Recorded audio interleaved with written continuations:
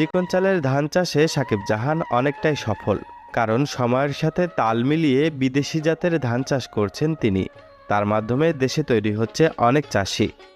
আমি এটা নেটে ঘেটে দেখলাম যে রডমিনিকের চাউলটা চিকন চাউল, এবং অনেকেই করছে, অনেকের সাথেই আমি পরামর্শ করলাম যে না, ধানটা ভালো হচ্ছে, আসলেই ভালো হচ্ছে। ঠিক আছে, মানে এতটা ভালো হবে এটা আমি আসলে কখনো ভাবিনি। আমি আপনাকে একটা শীষ উঠে দেখাই, দেখেন এই যে এই এই হচ্ছে ধানটা আপনি দেখেন একদম চিকন। ঠিক আছে, একদম চিকন একটা ধান। এই ধানটা আপনি বাসায় খাওয়ার জন্য বেস্ট। আমি আসলে আমার মা কিনা চাউল খেতে মানে আগ্রহী না, ওনার জন্যই আসলে আমি এই ধানটা মানে করার জন্য উদ্বুদ্ধ হয়েছি। প্লাস আমি এখানে 40 শতক জমির উপরে করেছি। মাশাআল্লাহ যথেষ্ট পরিমাণ অনেক সুন্দর ধান হয়েছে, এবং সবচেয়ে বড় জিনিস হলো যে ধানের গোছাগুলো, আপনি একটা গোছা দেখলে ধান হচ্ছে, এবং ধানগুলো খুব চিকন ধান।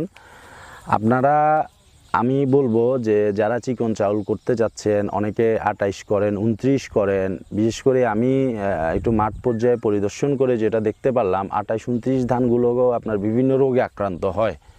ঠিক আছে, ব্লাস্ট রোগ, তারপর বিভিন্ন রোগে আক্রান্ত হয়।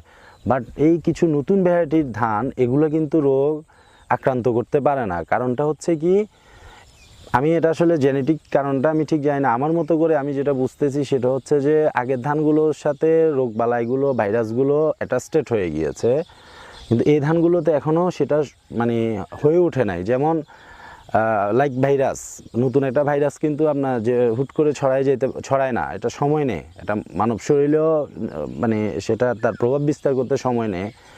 আপনারা যারা 28, 29 ধান করেন, বিশেষ করে নিজেরা খাওয়ার জন্য করেন, ওনাদেরকে আমি একটা জিনিসই সাজেস্ট করব, আপনি 28, 29-এর চেয়ে এই ধানটা করলে বেশি লাভবান হবেন।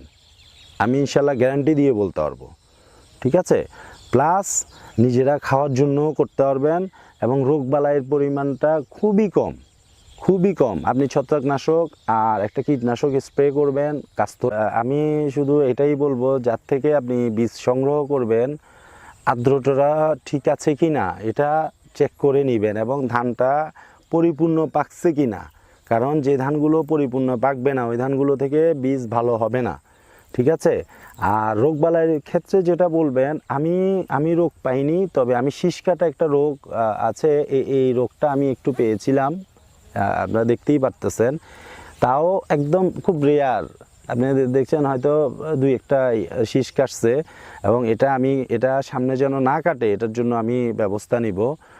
আর বীজ সংগ্রহের ব্যাপার আপনি যে কথাটা বলছেন, বীজ সংগ্রহটা হচ্ছে যার যার ব্যক্তিগত ব্যাপার। যে যেখানে কমফোর্ট ফিল করবে, যে যার উপর আসতে হবে, তার থেকে বীজ সংগ্রহ করবে। আমার থেকে করতে হবে আমি এটা বলতেছি না, তবে আমি বলবো আপনারা